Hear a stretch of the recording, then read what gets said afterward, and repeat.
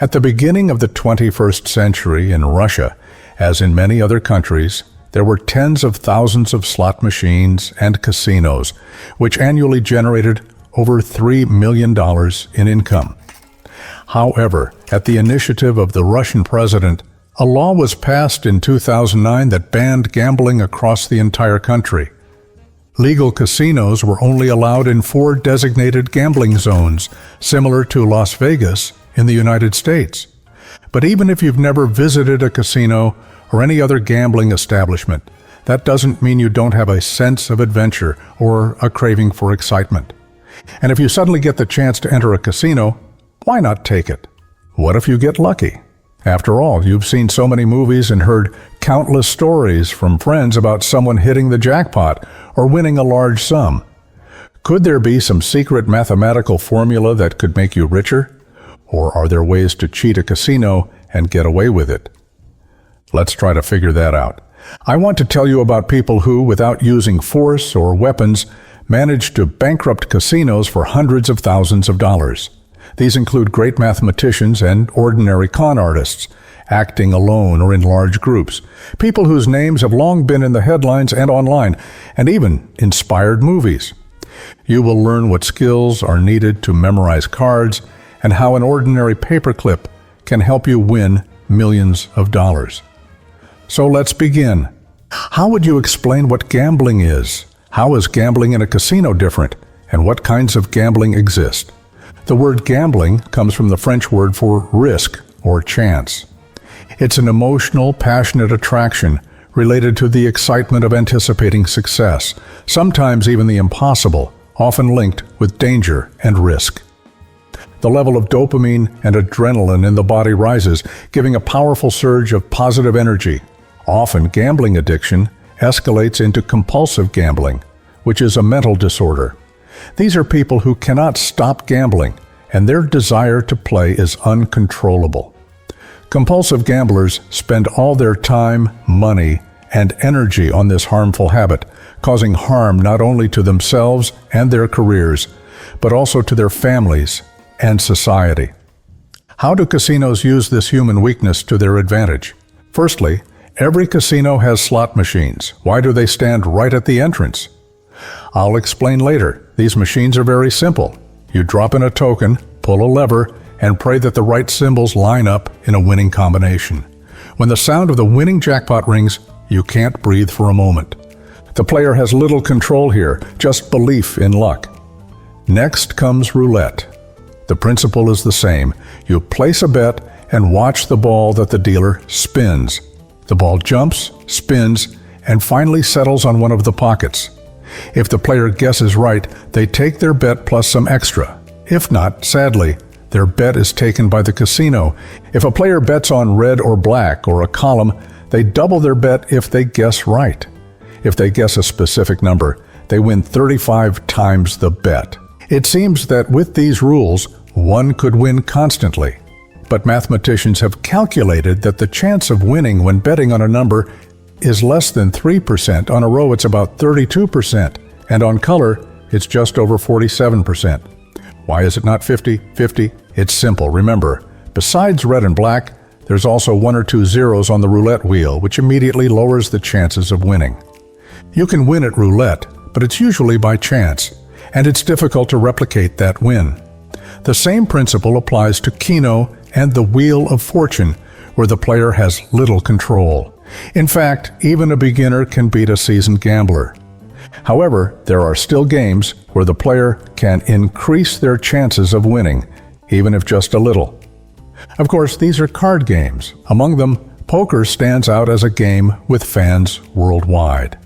At the poker table, you can find an ordinary student, an athlete, a qualified doctor, or even a CEO of a major company. What unites them is their love for the game. What sets poker apart from other risky gambling games? For poker, thinking, logic, and the ability to analyze the situation are important. The player must understand whether the risk is justified, whether to bet, or whether to fold in order not to lose money. It's like playing chess. You must calculate your opponent's strategy, their potential moves, and the probability of winning or losing for each person at the table. Mathematical skills and knowledge of probability theory are absolutely necessary here. To win at poker, you need to make your opponent make mistakes. Professionals are easy to spot. Unlike beginners, they expertly calculate moves and, most importantly, always control their emotions. They have those impenetrable, stone-faced expressions. So poker can be considered a sport, not just a gambling game. But there is one game where the ability to count improves your chances of winning. Guess which one? Of course, it's blackjack, also known as 21. It's an interesting and quite popular game. If you master the basic strategy, you can significantly reduce the casino's advantage. Let me remind you of the basic rules of blackjack. The dealer gives 2 or 3 cards to themselves and the players. The player who reaches a total closest to 21 without going over wins. The goal is to beat the dealer. Unlike poker, where one deck of 52 cards is used, blackjack can have anywhere from 4 to 8 decks. These decks are kept in a special box called a shoe. Why so many decks in the shoe? The answer is obvious. If there were only one deck, players could easily calculate the remaining cards based on the ones that had already been dealt. But is it really that hard to make this calculation if there are several decks? And is it even possible at all? Well, if there are a lot of players at the table and the shoe is already halfway empty, it is still possible to calculate the remaining cards. And this is an art which can become a reliable ally on the path to victory. Let's call it card counting. Using a special method, you can track the remaining cards in the shoe, especially as the game nears its end. The simplest card counting method in blackjack is the high-low system.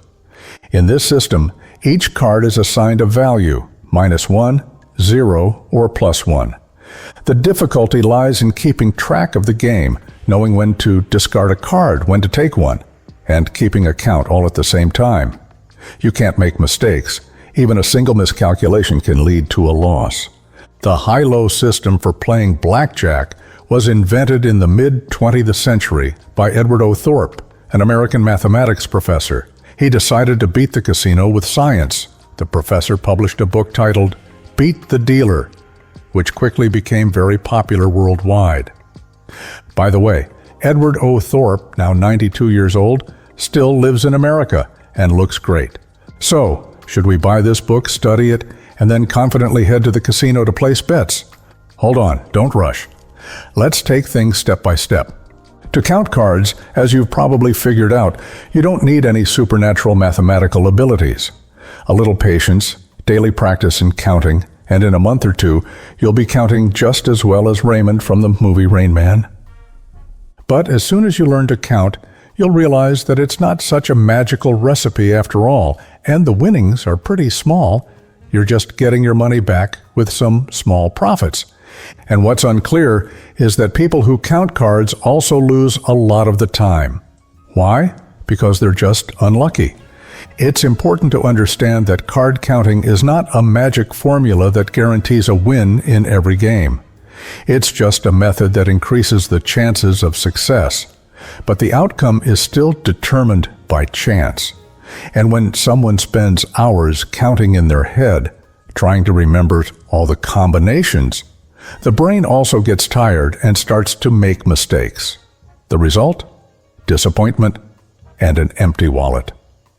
Now, we need to remember the most important detail, which probably should have been the starting point. Using card counting techniques is prohibited in many casinos, and if they notice a violation of this rule, they will immediately kick the player out of the game. They may even forbid cashing in chips or visiting the casino again. Now it's time to tell you about the greatest band of mathematicians who tried to break this rule and beat the casino. They managed to prove that you could beat the system that always wins. How did they do it? And why were they so hard to catch? And most importantly, what happened in the end? We'll find out now. As you've already figured out, the most important thing is to count cards in such a way that no one suspects you are doing it. You have to act like a regular player. Talk with the dealer and your fellow players, drink a little, and pretend you're just relaxing. This is very important. This is exactly what the students of the Massachusetts Institute of Technology, MIT, did. This institution is known for its extraordinarily talented students. Back in the 1970s, a few MIT students decided to use their mathematical talents to their advantage and went to the casinos in Las Vegas. At that time, not everyone knew the high-low system, and gamblers who thought they were geniuses at card counting often lost large amounts of money to the delight of the casino owners. The students thoroughly studied Thorpe's book and applied analytical mathematics and a finely tuned strategy to try to catch luck by the tail. With only $5,000 in hand, they managed to multiply this sum several times over within a few months.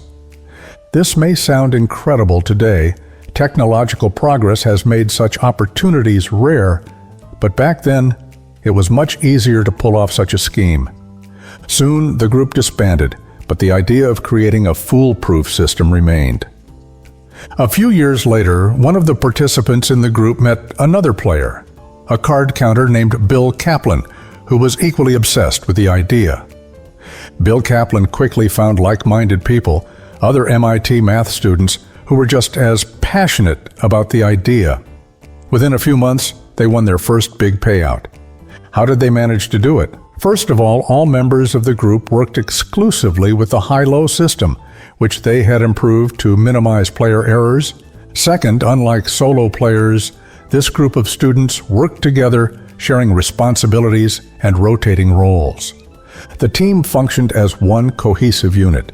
Each member strictly followed pre-established rules, which allowed them to minimize risk and gradually increase profits. How did it work? It went like this. At first, only one or two players would play at the table, counting cards discreetly. As soon as they noticed a favorable situation, they would signal one of their team members, who was standing aside. This person would then join the game, make a large bet, and almost by chance, win. Then they would collect the money and leave. This tactic allowed them to remain unnoticed by the casino, which had long been aware of solo players counting cards and could quickly spot them. But no one had ever played against the casino as a team before. Interestingly, the group would arrive in Las Vegas separately, and all of its members pretended not to know each other. Their first trip to the casino earned them $400,000. But even that wasn't enough. To win big, they had to bet large sums, otherwise the percentage of winning would be too small. So where could these students get a large sum of money? Once again, their unconventional thinking helped them. The MIT students proposed to wealthy investors that they invest in their project, promising huge annual returns. At that time, Las Vegas was starting to boom. Luxurious hotels were being built, and dozens of new casinos were opening. The group of adventurers had entered a golden age. The more casinos there were, the more chances they had to beat them while staying under the radar. The team began to grow, eventually reaching about 100 members, allowing them to go global. Students began appearing in casinos around the world, taking home substantial winnings. These people didn't carry weapons, they didn't flee in a hurry, and they didn't hide in basements. They robbed casinos using only their strategy and the brilliance of their minds. How much they took is still unknown. Some say it was $10 million, others claim it was $30 million. But the important thing is that these people proved that it was possible to beat the casino, even if only for a short time. Casinos don't like losing, especially when it happens frequently and with large losses. So these establishments started monitoring the game closely and quickly figured out the adventurous scheme. That's when they began to take action. At first, they closely watched every high-stakes blackjack player, and if the player showed any sign of suspicion through gestures or words, they would immediately block them and add them to the blacklist. The MIT students realized their scheme had been figured out. They tried changing their appearance and even replaced themselves with other people, but by then, casinos were no longer so easily fooled. This was especially true since video surveillance and facial recognition technologies were being implemented. The group eventually disbanded and ceased to exist. So what happened to its members? Each one found their place in life. Some became managers, others started their own businesses, and a few even ended up working in casinos, helping to identify those who used their methods. A few years later, the movie 21 was released, which told the story of the MIT student group. Of course, the movie was far from reality, and many events in it were heavily exaggerated, but that didn't diminish the belief that card counting could lead to huge profits, but only if you were a genius mathematician. Over the years, the story of the MIT team became legendary. Books have been written about it, movies made, and their methods are still analyzed by mathematicians, psychologists, and professional gamblers. Despite numerous attempts to replicate their success, modern realities make it almost impossible. Casinos have adopted every possible modern technology. Electronic shoe shufflers automatically shuffle the decks in blackjack, surveillance systems are far more efficient, and security algorithms can analyze customer behavior. Some casinos even place special chips markers to track player bets in real time. Blacklists still exist, only now they're monitored by artificial intelligence with facial recognition systems. Why do casinos so fiercely defend themselves against card counters? First, of course, it's about the financial side. If everyone starts counting cards and winning more often, casinos would face enormous losses. But there's another aspect. Do you think people know that their chances of winning the lottery are infinitesimally small? They do, yet they still buy that coveted ticket just in case they get lucky. This is the same luck people seek when they go to a casino. It's not about cold calculations, but about the excitement, the adrenaline rush, and the joy hormones. So while counting cards might be profitable for the player, it's also very risky, and labor-intensive months or even years of practice are needed to perfect the skill, and the percentage of winnings is quite small. But you might say, that's for cards. What if we try to beat the roulette wheel? Let's give it a try. For that, we need to find an old casino where the owner cuts costs on maintaining the machines. In such establishments, the roulette wheel gradually starts to favor one side. It's easy to notice. Just observe the game, and it becomes clear which numbers show up most frequently. Then, you can place your bets accordingly. But this happens very rarely, and standing around watching others play isn't that interesting. What if we could make the ball land exactly on the number we bet on? This is a question that would have been answered by the French trio, Monica Laurent, her husband, and her brother, who worked as a croupier at a casino.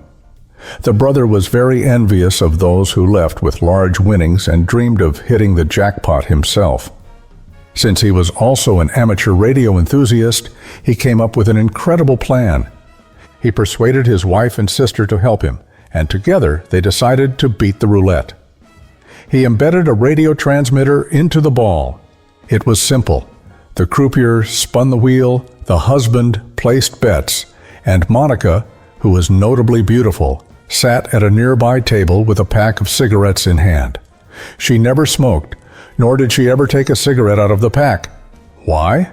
Because the pack didn't contain cigarettes. It hid the radio transmitter.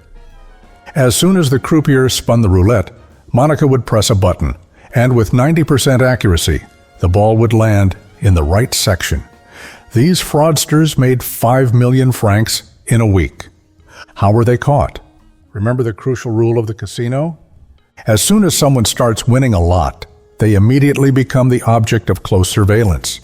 The casino management immediately noticed the young man who frequently won and observed a lot of strange things. He only played with one croupier, and at the neighboring table, there was always the same beautiful woman with a pack of cigarettes that she never opened. This raised the manager's suspicions, and he asked her to offer him a cigarette. Monica didn't even have a chance to respond before she was caught by the police. The fraudsters were forced to return all their winnings. Another failure. Maybe it's time to try something else to become a millionaire right away. Well, here's an idea. I suggest an ordinary paperclip that can help you become a millionaire. In the world of gambling and the glitter of casinos, where millions of dollars are swirling in a whirlwind of bets and luck, sometimes stories occur that seem like pure fantasy. Let's head over to the slot machines. Sometimes called one-armed bandits, players leave huge sums at these machines. The chances of hitting the jackpot are 1 in several million. Still, slots are adored by both players and casino owners. The owner's love is easy to understand. There are virtually no significant costs or resources involved, but the profit is substantial. So, what is it that draws gamblers to slots? Firstly, it's the simplicity and accessibility. Insert a token, pull the lever, and wait for the winning combination. The stakes are minimal. Even with a small budget, you can try your luck. And of course, the instant result. Each round lasts only a few seconds. Press the button, get satisfaction. You don't need to calculate anything or hide your emotions. Next, there are the exciting visual and sound effects. Modern slot machines are not just mechanical devices, but full-fledged shows with vivid graphics and animations that create a festive atmosphere. The rhythmic sounds and melodies increase the excitement level, preparing the brain for the anticipation of a win. And of course, there are psychological tactics. The moment of winning, even if it's small, triggers a dopamine release, the joy hormone, which keeps people coming back for more. And since wins are random, it creates a sense of unpredictability and excitement. Slot machines are mesmerizing, making people play over and over again. Many play because of the dream of a significant payout, the so-called big win effect. The chance to change your life in an instant is incredibly enticing, especially when you're so close to hitting the jackpot just one step away. You think, next time will definitely be my turn. I just need to keep playing. The most common misconception is the gambler's fallacy, the belief that the next outcome is influenced by the previous one. But what if you try to outsmart the machine? Now we come to a very fascinating story that is sure to captivate you. It was the end of the last century in Oklahoma in a small TV store. The owner of this store was Tommy Glenn Carmichael. His business was going poorly. His store was closing due to competition. He was going through yet another divorce, and to top it off, he had legal troubles. He was required to do community service after being caught for drug possession. One day, he met a friend who told him how to hit the jackpot and showed him a paperclip. Tommy became intrigued. He had been interested in mathematics from a young age, trying to understand the mechanisms behind games, studying how machines worked, observing their behavior, and trying to notice patterns in the flashing symbols and sound effects. Tommy decided to take a risk. He chose a small casino, calmly approached a machine, and pulled out a simple metal paperclip from his pocket. Then, he discreetly touched the back panel of the machine and shorted the contacts that triggered the jackpot. A few moments later, the machine froze and then started delivering winning combinations as if it were specially tuned for success. On his first day, Tommy sat down at a simple 5-cent machine and took home $35. But by his next visit, his winnings had reached the thousands. But as it turned out, the casinos in Las Vegas were already aware of such paperclip tricks and had upgraded the security on their slot machines. Only small casinos that hadn't yet upgraded remained. However, the casino staff was watching players closely, and Tommy was quickly caught and detained. During the search, Tommy panicked and didn't have time to throw the paperclip out of his pocket. Since he was still on probation, he was sentenced to 5 years in prison. But Tommy didn't despair. While in prison, he met Michael Balsamo, who had already been incarcerated several times for cracking slot machines. The two con men became friends and began brainstorming ways to deceive slot machines. But once they were released, they realized that all their previously invented methods were obsolete. The world was now dominated by computers, and even small casinos had acquired slot machines with microprocessors and random number generators, RNGs. Michael bought one of these machines, and Tommy began studying it. After several months, he invented a simple device called the monkey's paw. It was compact, clever, and resembled a dexterous, maneuverable hand. It would be inserted into the coin slot, and when the machine dispensed money, it couldn't stop. There was only one obstacle: not being noticed. The con men quickly solved this problem by surrounding themselves with beautiful women who shielded them from the casino staff's view. Using this device, they could take $1,000 from a casino every hour. The police suspected them but couldn't catch them in the act. But casinos couldn't wait and tolerate these losses. They came up with slots with optical sensors. Now any mechanical interference was impossible. Tommy and Michael entered this new game and began studying the new technology. Disguised as engineers, Carmichael attended an IGT company exhibition and learned from a naive manager the key principles behind the machines, sensors, and all their secrets. Tommy went back to work, and after a year, the light wand was born, a flashlight and a piece of wire. Once again, a simple but highly effective device. The light beam would blind the optical sensor, causing the machine to malfunction and dump all its coins. Tommy Carmichael became the first person to crack a secured slot machine.